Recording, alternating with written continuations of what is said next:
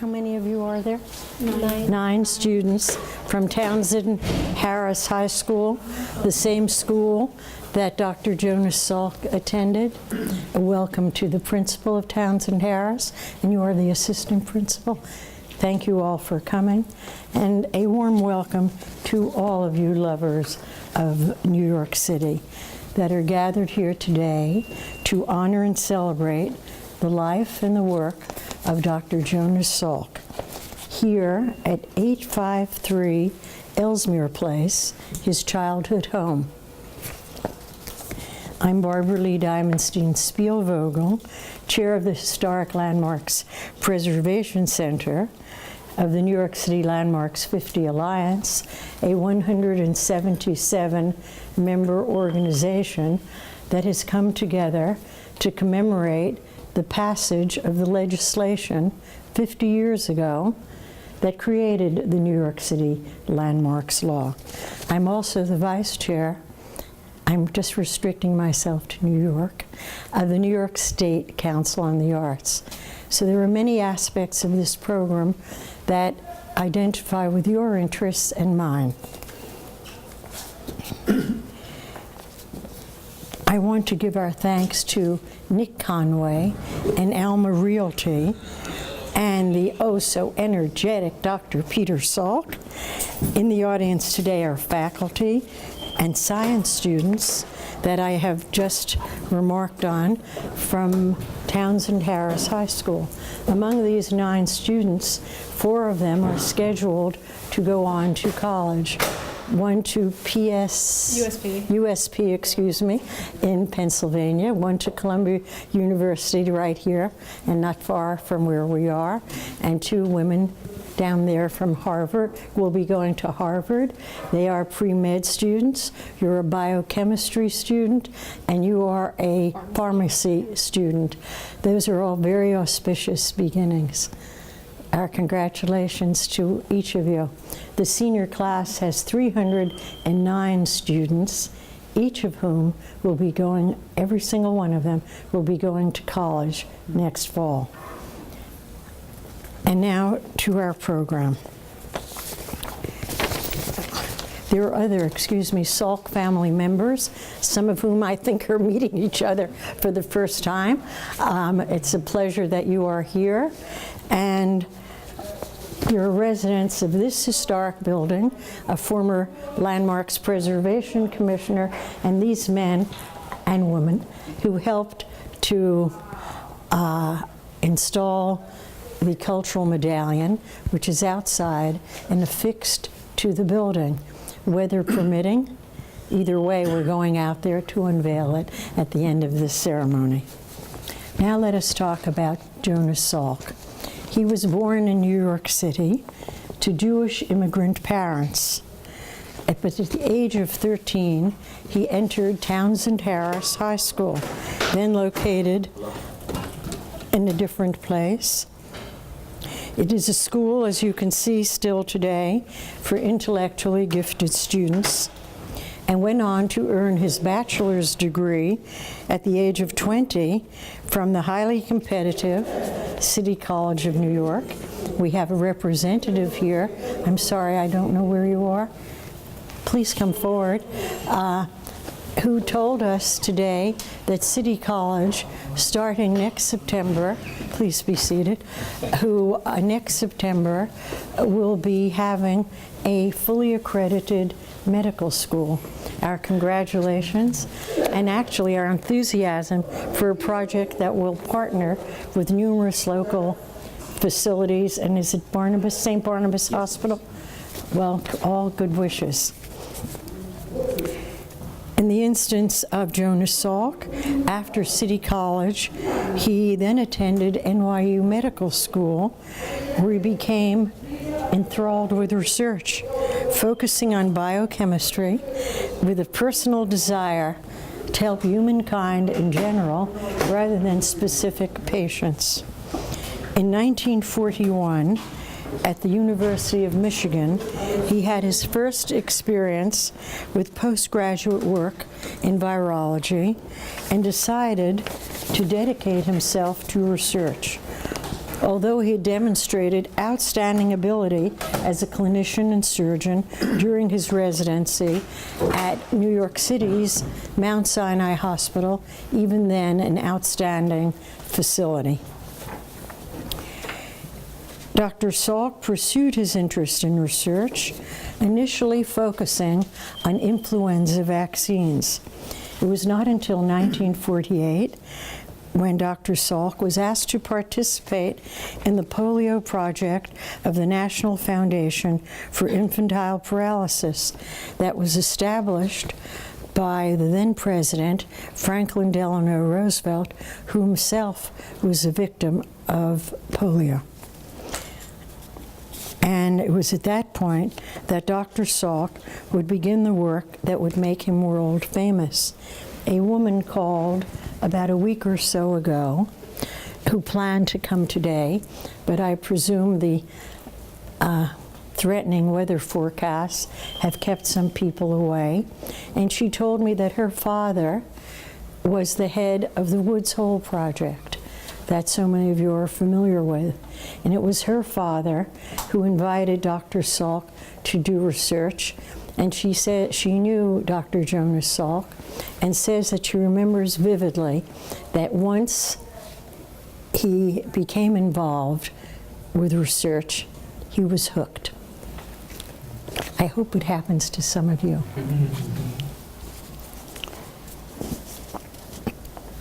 Despite the recent resurgence of polio during the last decade, it is difficult for some of us to recall, and some of us to know at all, that polio in the 1940s and early 1950s was a terrifying and crippling scourge. Its victims were usually children, and it killed a greater percentage of those stricken than any other communicable disease. Dr. Salk's innovation used the killed virus vaccine, for which testing began in 1952. After 2.5 years of extremely difficult work, his vaccine was declared safe and effective in 1955. That's just 60 years ago. He immediately became a world-renowned person following this success. Dr. Salk was able to achieve his dream eventually of a research complex dedicated to investigating biological phenomena at all levels. In 1963, he founded the Salk Institute in La Jolla, California. Any of you know of that institute? A creative environment for creative minds. His legacy lives on today, not only through the creation of the polio vaccine, but through this outstanding institute, as well as through his work on vaccinology and immunology, the inspiration for many other researchers working to combat diseases such as multiple sclerosis, AIDS, and cancer. And now for our program of distinguished speakers who are here to honor Dr. Salk. Thank you all for attending. We will begin with Dr. Peter Salk, the eldest son of Jonas Salk and president of the Jonas Salk Legacy Foundation. He worked on medical research projects with his father for nearly 2 decades and now focuses on informing the public about his father's life and work, particularly during the centenary year of his birth. If Jonas Salk were alive today, he'd be 100 years old. Why don't we begin with you, Dr. Salk? Please come up.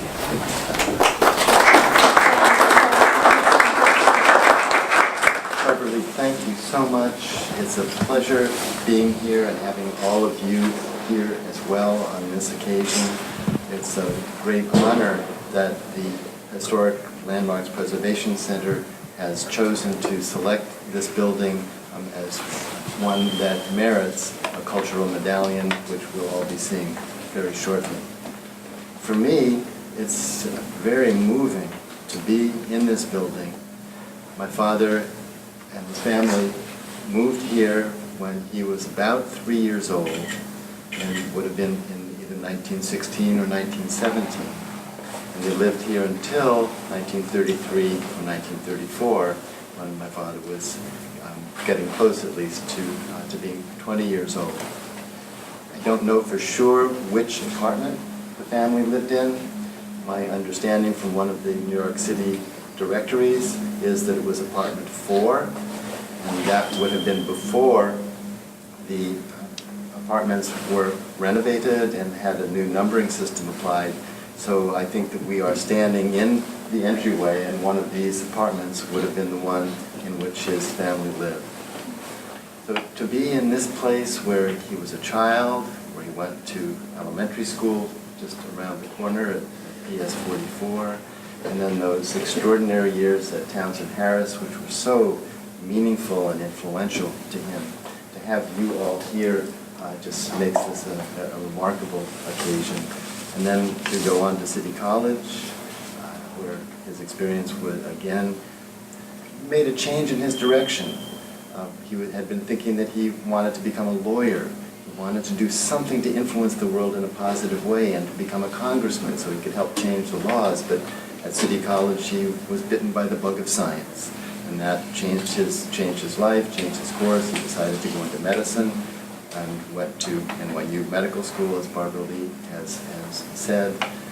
So I just want to thank everyone. We have, as Barbara Lee has pointed out, there are many relatives who are present, second cousins and third cousins who would not have been in this building. It was too long ago, but their parents or their grandparents would have certainly known of this place. So thank you for coming. This is very meaningful to me personally, and I think this is a wonderful occasion. Thank you. Thank you. I think we share your view that this modest ceremony marks a very significant occasion and a very significant contributor to the well-being of humankind. So we're honored to participate.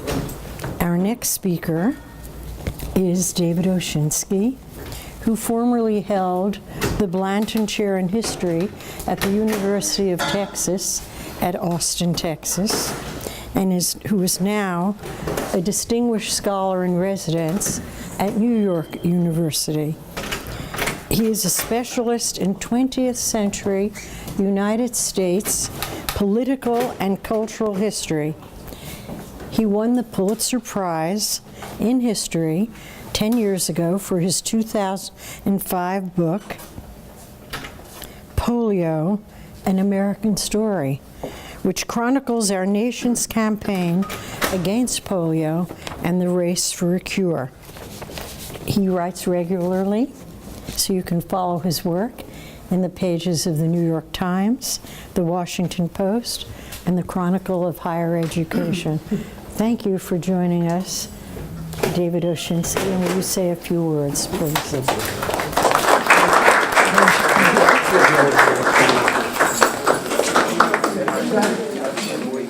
Excuse me.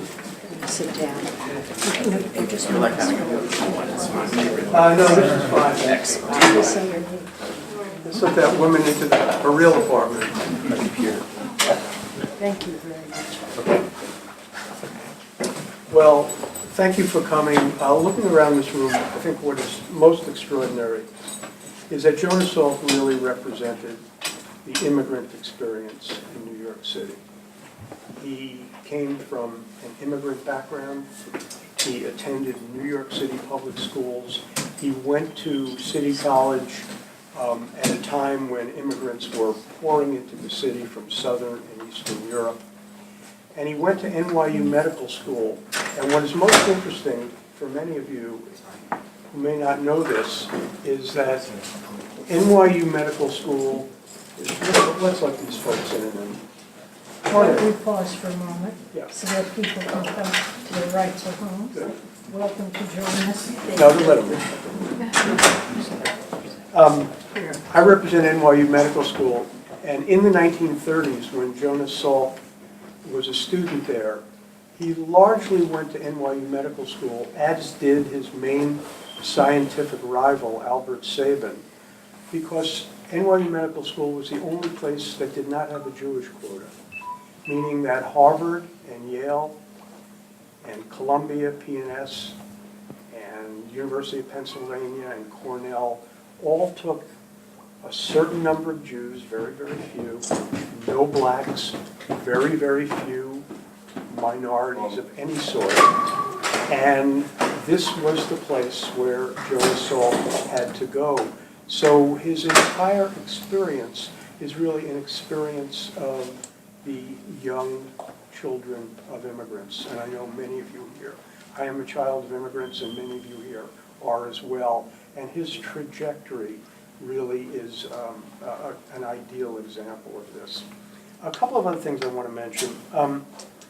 Jonas Salk, as you scientists know, or budding scientists, was working on a killed virus polio vaccine. But there was also a much larger and more powerful school of thought that believed in the live virus polio vaccine. The difference at the time was that Jonas Salk understood that tens of thousands of kids were being paralyzed every single year. And you could produce a killed virus polio vaccine more quickly than a live virus vaccine. And one of the motivations was the humanity of Salk and the vaccine itself. As the head of the March of Dimes said so aptly, he sees beyond the microscope. In other words, he's a scientist, but he is also a humanitarian. Because of Jonas Salk, polio has been wiped off the face of the earth, except in parts of Afghanistan, Pakistan, and Nigeria. And we are moving in that direction very, very quickly. It may be the second infectious disease in human history to go that way, smallpox, of course, being the first. I remember polio as a child. I was born in the pre-vaccine era, and every summer it would descend on New York City and everywhere else like the plague. Swimming pools would close. You couldn't go to the beaches. Young kids had to stay out of crowds. You couldn't go bowling. You couldn't go to the movies simply because of the fear of polio. You would see in New York newspapers box scores of the number of young children who had been brought into the polio wards in the city. And you saw photos line upon line in the hospitals of iron lungs, where children were fighting for breath and fighting for their lives. And that was what Jonas Salk stopped. We now are on the verge and very, very close of ending this scourge. Rotary International, the Gates Foundation, the World Health Organization are all doing everything they can to end polio. And they've gotten the numbers down from the hundreds of thousands to the tens of thousands to the thousands, now to the hundreds. And what an enormous tribute to Jonas Salk and his family that the most insidious childhood disease of the 20th century will not survive the 21st. Thank you very much.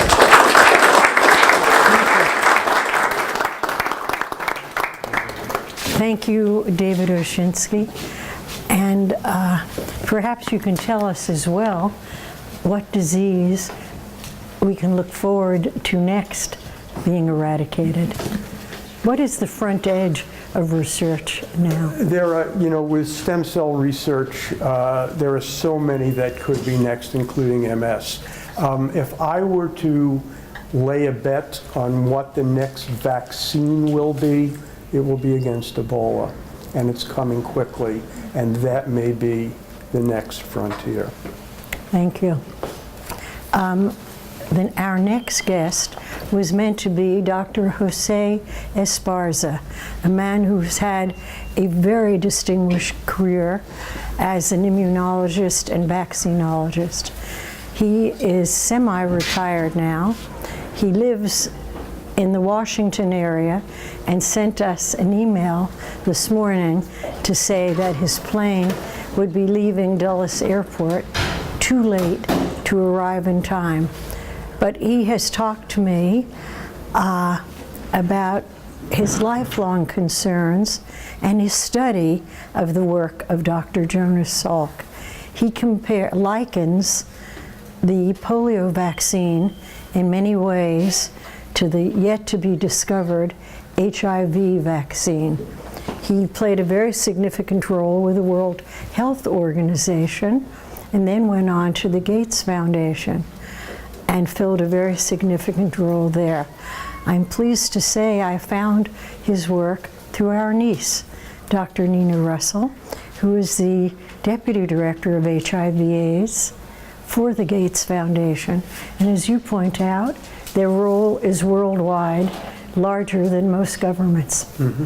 So it is to be hoped that we are on the threshold of many breakthroughs, and we're all counting on you to add to that body of information. Our next speaker, Bert Hansen, is a professor of history at Baruch College of CUNY. He teaches courses on American civilization and on the history of science and medicine, but he is the original polymath. He was trained as a medievalist. In fact, Deborah Burchad was a student of his when he taught medieval history. She remembers the course and the reading assignments well. That's the mark of both a good teacher and a good student. I should tell you, she went on to be the executive director of the Art Commission of New York City for many years. She now works with our projects, and that is Deborah.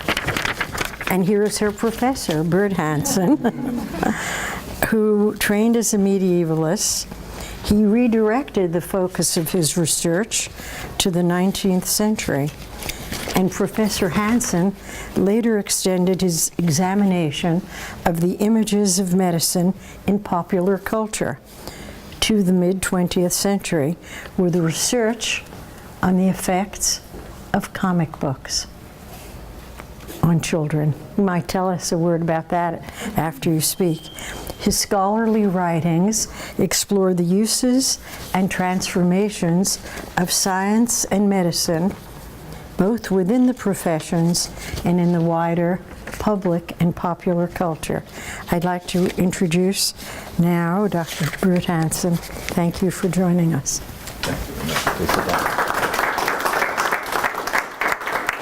Thank you very much for the introduction, and it's great to see this crowd for this celebration. Good introduction, two ways: that I'm a historian, I want to share a little larger history than just the man, and also the word breakthrough came up a minute or two ago.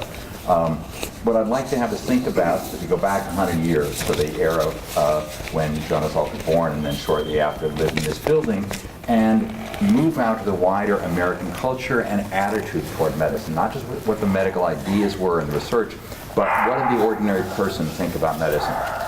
And he was born at a propitious time, because there was then, only 15, 20 years old, a new attitude that says medicine can change, discovery is important. We had what I call the first medical breakthrough in America only in 1885. What was that? That was rabies shots from Louis Pasteur. And what we want to picture is, well, haven't we always had medical discoveries? Weren't there always breakthroughs? Well, they were not in the public eye, they were not in the public arena. So although medicine changed over the centuries, if you asked an ordinary person in 1880, you're sick, who do you want for a doctor? You can afford it. You would pick the oldest doctor who could read his Galen in Greek, not someone who played around in a laboratory or knew chemistry related, those kind of things. That changes with the rabies discovery and some that follow it. So we have the invention of the medical breakthrough, and it's not just discoveries in the lab, they go out into the streets, they're headlines around the world, first about rabies, then about tuberculin, then about vitamins, then about x-rays. And so it starts a trend and an awareness in popular culture and an enthusiasm for medical discovery. After that, if you can afford it, you want the latest, newest. You want the young doctor who's worked in a laboratory, not the old guy who sits in his library reading Latin and Greek. the original sources. So there's a huge change that comes suddenly in the 1880s. And that change is in the culture that Jonas Salk lives in. It's because it's in the radio shows a little bit later, it's in the movies by the 20s and 30s, it's in children's biographies of medical heroes. This is a whole new category. Biographies of great doctors, especially research doctors, out of the past. There are magazine stories, there are regular features in newspapers, and people are looking for, as we do today, what's the latest discovery, what's the latest breakthrough.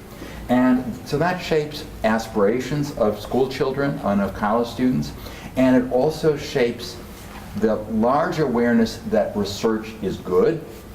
We didn't yet have a National Institutes of Health, but people, ordinary people, thought laboratory work, research was good, was worthwhile. They gave to charities. When government supported, they believed in it. We get the biggest expansion in the 30s, 40s, and after World War II in lots of big money for medical research. Was President Roosevelt a catalyst in all of that? He's one of the catalysts, especially with his organization. We think it was the March of Dimes, the National Foundation for Infantile Paralysis. And the fact that that was an organization that depended not on big donors, but on ordinary people who would send in dimes to the president on his birthday.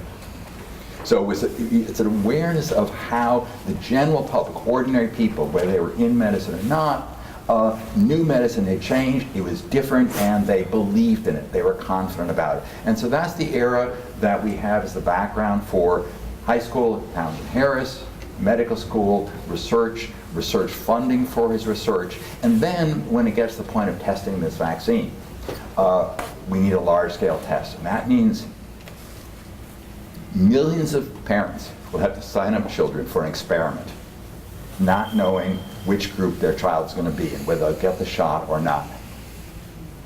People these days not sure they want to be in experiments. They want the best thing of this or that, or they're afraid of it. Right? So we have to picture an America that put 2 million people into an experiment, and all their families.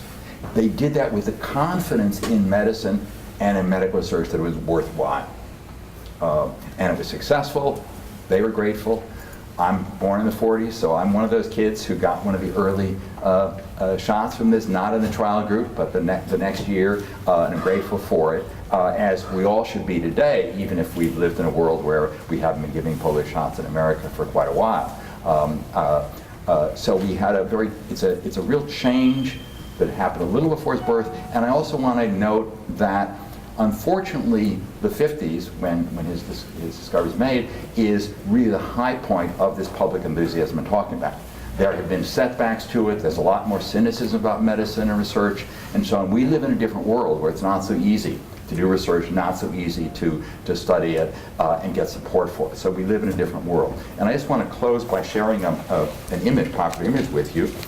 This is just a little editorial cartoon from a daily paper at the time.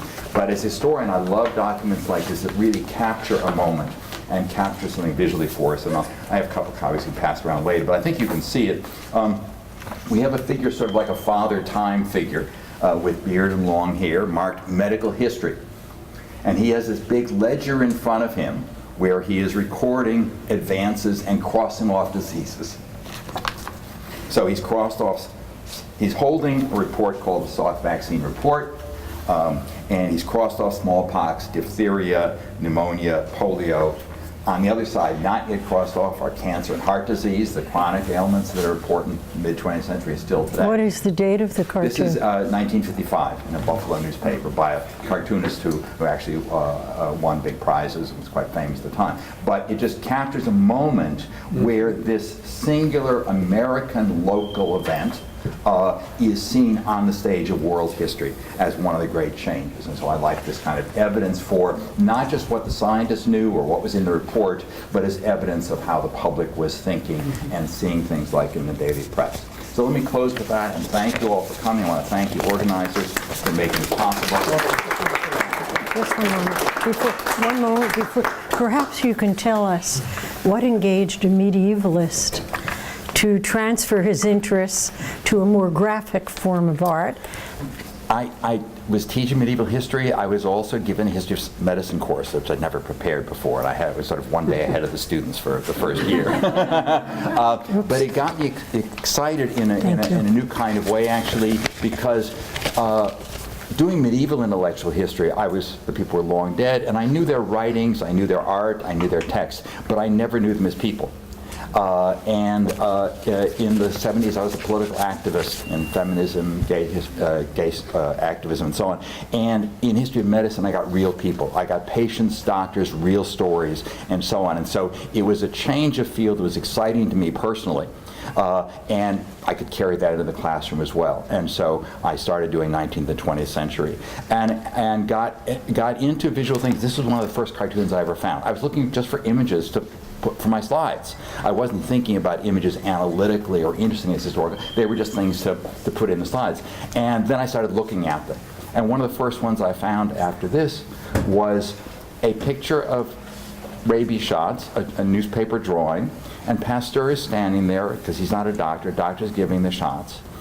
So it's somebody giving a shot to a child. But I said, wait a minute, there's a crowd of people here, almost like this crowd. And what is a crowd of people doing in the medical care room? And it made me think about that these shots were big news in Paris. And it was an interesting, exciting thing to do because it was so new, so wonderful to come and see it. And that got me to start looking more carefully at historical evidence of how did people see medicine, what kind of pictures they had. And I'll also say it also got me into the fact that in the 1940s, which is the new era for comic books right after they invented Batman and Superman, there were true stories of medical heroes, and I have a collection. And how did you move over to comics? Well, it was part of the story of, my book is called Picturing Medical Progress from Pasteur to Polio. So I have chapters all the way there from the 1880s through the 1950s of how did the ordinary person who was not in medicine, see doctors at work, whether it was in movies, radio plays, Life magazine, or children's comics. Well, you've mentioned that it is a changed world with changed attitudes towards medicine, doctors, professors, scientists. Will the sequel to this book focus on the new media as well that is such a powerful messenger? And how do you see its role? I see its role ambivalently because it's easy to get information out, but it's harder to correct bad information. And there's in the old days, editors did a good job of saying, this isn't good, you got to either get new facts or you got to do it right. And so there were gatekeepers in the media. And without that, we have everything on screen looks kind of equal, whether it's written by a crackpot or by research with lots of data behind it. And that's a problem. I think in time, we'll learn to criticize it better. We'll learn to notice the different. We may find new gatekeepers or curators of information in the new media world. But right now, there's so much misinformation that's very hard to combat and control that I find kind of discouraging. But I'm glad we have a new generation from a very special high school in New York that can carry on the struggle to create science and share it. And thank you for your very special comments. Thank you. And before we move on, I'd like to ask Dr. Oshinsky to say another word. The one thing I'd like to say is next week is the 60th anniversary of what Bert had here, which is the report on the Salk vaccine. And what I just wanted to tell you was that it caused a kind of national celebration that was absolutely extraordinary. People went into the streets hugging each other. There was just a sense of it was like a war had ended. It was very much like the end of World War II. Polio had been conquered. And Jonas Salk and his family, including Peter, were invited to the White House to meet President Eisenhower. And for the first time in anyone's memory, President Eisenhower actually choked up and tears came to his eyes as he thanked Jonas Salk for saving the children of the world. And I might end by saying that the middle brother, Darrell, who is not here today, Darrell actually walked up to President Eisenhower and said to him, "So what do you do besides play golf and go fishing?" Thank you. Good question, by the way. Well, he did a lot more, He certainly and that's did. from an ardent Democrat. Dr. Salk, a last word. Yes, again, thank you all so much. This has just been a wonderful occasion, and to bring things back to a personal note, two things. One is that Deborah Gardner is here from the Roosevelt House of Hunter College, just to bring FDR's presence into the mix. And also, Pia Salk, my father had two younger brothers, Herman and Lee, who lived in this building and occupied the space where we are right now. And her husband, Peter, is wearing a bolo tie that belonged to Herman and a belt that belonged to Lee. So we have the whole family. Well, actually, many people here knew Dr. Lee Salk, myself included, a prominent psychologist in New York City who popularized psychology by being an early sharer of information in mass media. Incidentally, Peter and myself are the youngest and the oldest bookends of our generation. Well, we're all glad you're here, and thank you. And for those of you who are interested or moved in this thing, it gives you an opportunity to look within your own family, but beyond, please. So if you have a suggestion for a cultural medallion, do you have any forms, Deborah? Yes. Could you pass them around, please? If you just give them to someone, they can distribute them. But we encourage the public to give us verifiable information of where someone lived and did a substantial amount of work in every field, because this relates to law, medicine, government, sports, almost everything. Our next cultural medallion will celebrate one of the most distinguished American architects, C.P.H. Gilbert, and that will be in early summer. And if you are interested, you can look at our website. There are two of them. One is New York City Landmarks 50 Alliance.org, and the other one that excuse me, Peter, we're still talking. And the other website is the Historic Landmarks Preservation Center, so you can find out about the genesis and origin of the Cultural Medallion program and who and where many of the others are installed. There are nearly 100 now.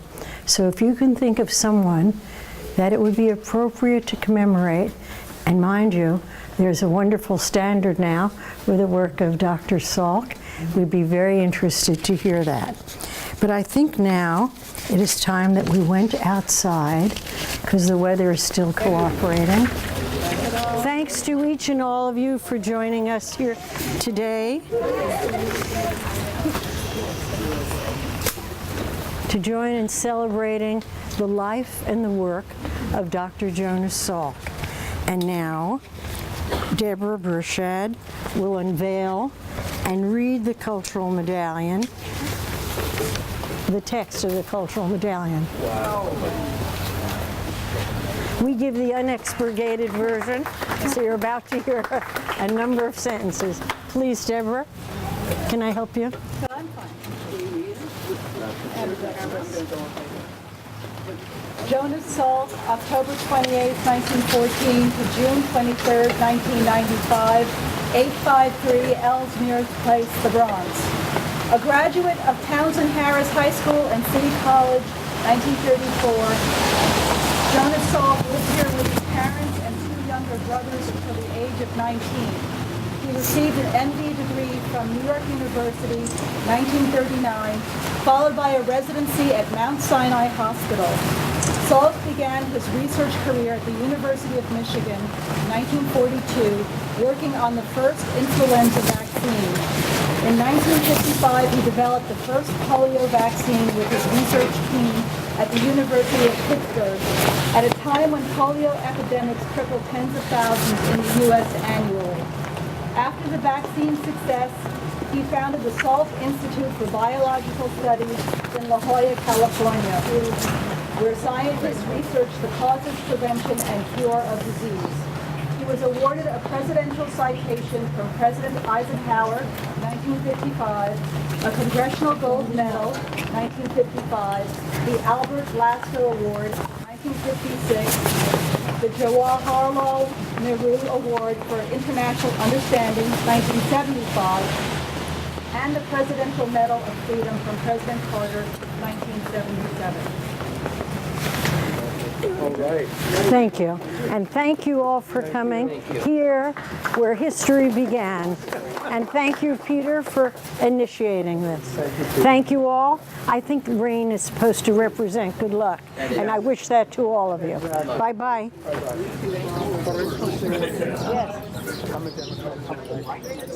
Yes.